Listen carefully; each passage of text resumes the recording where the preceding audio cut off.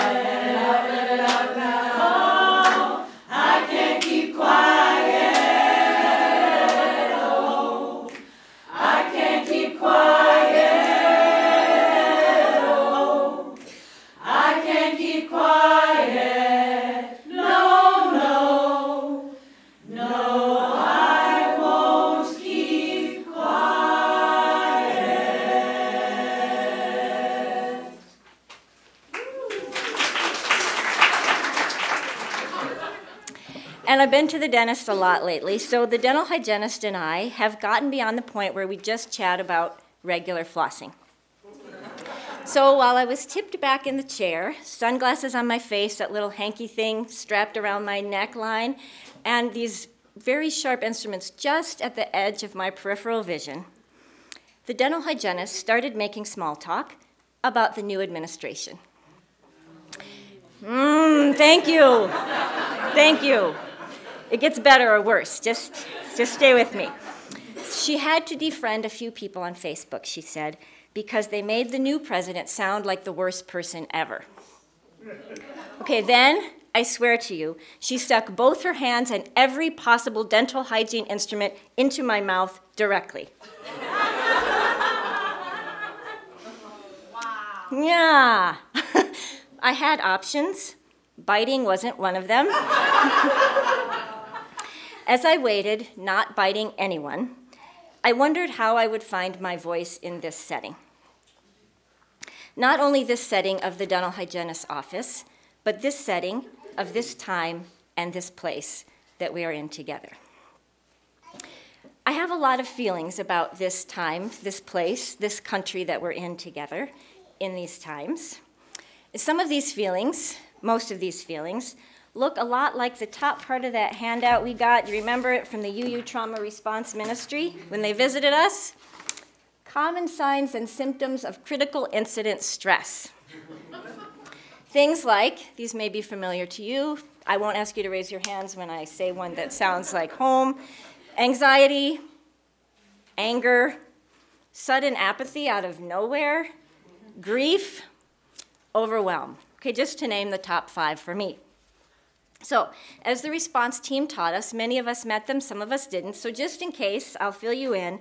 Critical incident stress is what comes after a critical incident. And a critical incident is a challenging time or event that overwhelms our usual coping mechanisms a lot.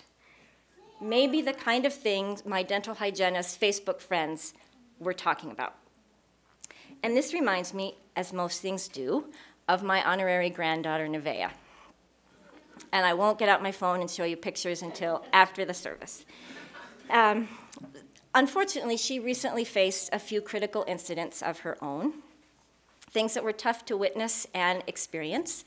And after her first play therapy session, I was there just after the session, and I was pretending to be really fascinated by the brochures, and I confess I was rubbernecking a lot. And I overheard the therapist tell Nevaeh's mother, "Now that she's working through things, you'll probably see more behaviors." So I've reflected on that moment a lot somehow since that time, and I've realized that's it. Maybe like the 4-year-old in our family, I am just demonstrating more behaviors. And I don't know, maybe you are too. So on the off chance that you are as human as I am, and Nevaeh is, I'm going to invite us to actually indulge ourselves in some of these behaviors for a while this morning. And in honor of that, yes, Marnie, you know I can tell by the look on your face, you know it's your turn. So I am inviting Marnie Peel to come forward and read us a poem. And the reason I invited Marnie, so Marnie will read this morning and Molly Goebel will read in the afternoon. They were co-presidents of the board who invited me to be minister here. So if you have any complaints, yeah, I don't need to hear about it. You can take them right here. But not now either, please. We'll wait for that too. Pictures and complaints later. So I have invited Marnie with the microphone to read us a poem. Okay. It's not the most lyrical or lilting of poems, but we consider it a poem, and we call it Common Signs and Symptoms of Critical Incident Stress by the UU Trauma Response Ministry. If you have that handout, you can read along. Let's hear the poem. High level of anxiety, irritability, increased absenteeism, depression, feeling of apathy, guilt, sleep disturbances, headaches, gastrointestinal problems, poor appetite, excessive sweating, feeling overwhelmed, feeling of isolation, poor communication skills, poor concentration, indecisiveness, confused thinking, anger, increase of alcohol use, fatigue, increased relationship conflict, spiritual disconnection, decreased libido, grief or sadness, memory impairment, hyper-startle response, flashbacks. Thank you, Marnie. So, a command performance is coming in just a moment, if you don't mind. So in a couple minutes, as she reads parts of that again, I will invite us to imagine that we are somewhere, anywhere, feeling one of these feelings and longing to find our voice. So, in fact, Jean King, would you also come forward? So, if we could have Marnie and Jean, and on the theme of finding our voices, Jean, would you please just lead us in a brief vocal warm-up? I didn't tell you about this one. The sigh. you know?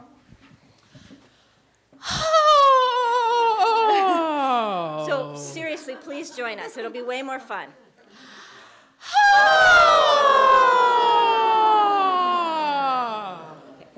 Use it as you will in the coming years. Okay. Really?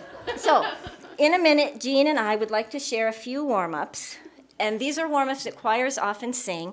And we have tweaked them, twisted them just a little bit, and we hope it'll be really clear to you why. If not, talk to Marnie or Molly. Okay. So, Marnie, would you please read line 2 of the poem? Irritability. Did you get that one? Okay. One more time? Irritability. Okay. So, let's say you're rushing to be somewhere you should have been a while ago. The speed limit is 25, and the car in front of you is going absolute top speed, half of that. Okay? And you're experiencing, what would that be, Marnie? Irritability. Okay. So, we have a warm-up for you. Me, may, ma, mo, move. Got it? Okay. Are you ready? Here we go. Me, may, ma, mo, move. Wonderful. All right. We won't do this all morning, but we will do it a little bit longer if you're willing. Marnie, would you please read line 21 of the poem? Increased relational conflict. You may not know anything about this one, but just in case, one more time. Increased relational conflict. Okay. Of any kind of relationship, any place. I don't know, here, there, somewhere. So let's say, so just in case you're not familiar with this concept, I'll give you an example. So you're trying to reach someone you care a great deal about, and you keep trying to reach them. You've been trying all day to reach them, but you can't get through. I see looks that are telling me maybe you've been here before, and they only give you a cursory answer to your text if they give you an answer at all. And you just need a hug, one little hug, if you could only get a hug, but you can't get a hug because you can't even get an answer. Okay, so, this will be an arpeggio, okay? Arpeggio? Okay. All right, so here's a warm-up for us. Me, me, me, me, me, me, me. Okay. Here we go. Me, me, me, me, me, me, me. With gusto. Me, me, me, me, me, me, me. Oh, very nice. Okay, just two more. Line 20, please. Fatigue. One more time. Fatigue. Okay, so just keep listening. That it'll sound really familiar till the very end part. Okay. Do, re, mi, fa, sol, la, ti. Don't make me get out of bed. Okay. Are you ready? Do, re, mi, fa, sol, la, ti. Don't make me get out of bed. Please. All right. That was... All right. So one more. Just one more. Line 15, please, of the poem. Poor concentration. Wait, what was that? Sorry. Poor concentration. Okay. So in case you've ever experienced this ever, here's a warm-up for you. La, la, la, la, land. La, la, la, la, land. Okay, now we know them, and we're all warmed up. Okay, so let's say you're feeling sick and tired. You're super frustrated with Bismarck Mandan or Jamestown or whatever town you live in, and North Dakota itself, and the entire country, the United States of America. And there's a fantasy there in the back of your mind that comes and goes and comes and goes, and sometimes it's really strong, and it sounds something like this. Which one? Me, it's right there. Right there. Right there. It sounds something like this. Right there. Ooh. Like what?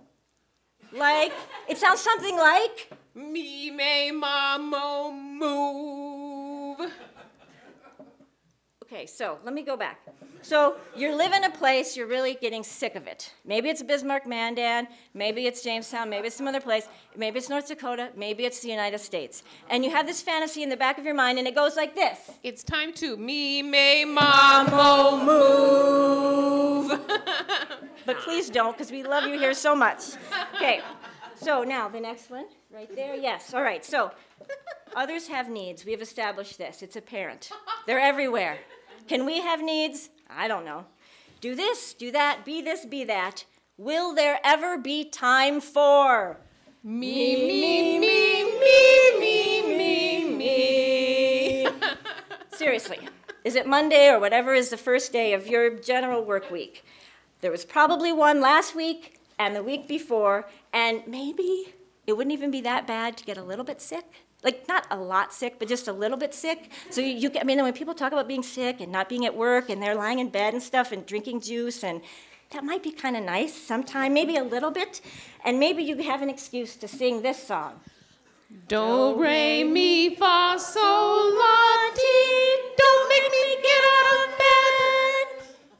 Great. And once more. Do, re, mi, fa, sol, la, ti. Don't make me get out of bed. So the last one. Maybe you're forgetting things that you didn't used to forget, like those keys. Where are they? And did you feed the fish or didn't you feed the fish? And why did I open the fridge? So the last one, we know it. La, la, la, la, land. Okay, thank you. But please stay up here, Monty. Thank you, Jean. Okay. And I'll ask you to come back in a minute, too. So now that we're really warmed up, we have one last ditty. And it will follow, it's inspired by this piece on social media that probably many have seen and many have shared. Some attribute it to Michael Moore, and some attribute it to a friend of a friend of a friend of a friend. And if you want to just give us the general gist, that would be great. Yes. This morning, I've been pondering a nearly forgotten lesson I learned in high school music. Sometimes in band or choir, music requires players or singers to hold a note longer than they can actually hold a note. In those cases, we were taught to mindfully stagger when we took a breath so the sound appeared uninterrupted. Everyone got to breathe, and the music stayed strong and vibrant. So yesterday, I read an article that suggested the administration's litany of bad executive orders is a way of giving us protest fatigue. We will literally lose our will to fight, to continue the fight in the face of the onslaught of negative action. So let's remember music. Take a breath. The rest of the chorus will sing. The rest of the band will play. Rejoin so others can breathe. Together, we can sustain a very long, beautiful song for a very, very long time. You don't have to do it all, but you must add your voice to the song, with special love to all the musicians and music teachers. Okay, so are you ready? Okay, so, I mean, why not? This is real life. Why do it later? How about now? Yeah, okay, so what Jean is really ready to invite us to do, excuse me for just a moment, is to give us a tone. And if you want to harmonize with that, you're welcome to, but just a tone. And we're going to sing it for longer than, like the Guinness Book of World Records says, any one person can hold a tone. And, you know, it might not work out. We don't know. We never know for sure what's going to happen when we start. Chances are we'll hold some tone for some period of time, even though some of us take a rest sometimes, and others of us keep singing. La. La.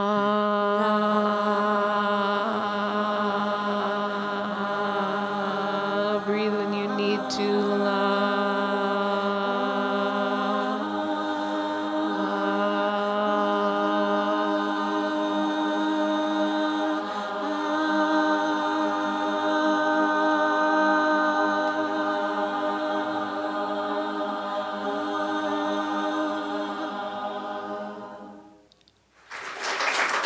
Thank you, Jean. Thank you, Marnie. Thank you all for singing and breathing together this morning and many mornings in this place and many places. Thank you for being human together, playing at being human together, and having a little bit of fun. The sooner we embrace being human in all its complexity and embarrassment and foolishness and wonder, the sooner we will heal a hurting world, because we need each other. And forgetting that is the source of all our trouble in the first place. There's a long note of justice, and together we can sing it by giving the sound we can give and accepting the breath we need. Together, ever together, that note will ring. So, the facilitator would like to know in absentia if there are any comments, reflections, questions. What I think is most incredible is the importance of authentic human interaction, and I think that that's what your story demonstrated, is regardless of the different views that people may have, we have to really begin to recognize the innumerable connections that we share with one another and for this earth that we're standing upon, and being willing to authentically engage with each other, which can invalidate preconceived notions about another person, and breaking down the barriers that often we have assembled and created in our own minds. The most important thing we can do is just really inner self-examination and find those barriers that we've constructed, and being willing to move with an open heart and peace and compassion and love and gratitude for all, even if they are completely different views than ourselves. Mm-hmm. Woo. Yeah. Thank you. Yeah. Closing words by Gina Salah. And this can't be spoken, it must be sung. I hear a voice calling me, like wind from an open window, saying, let me be still, let me be still, stand at 0.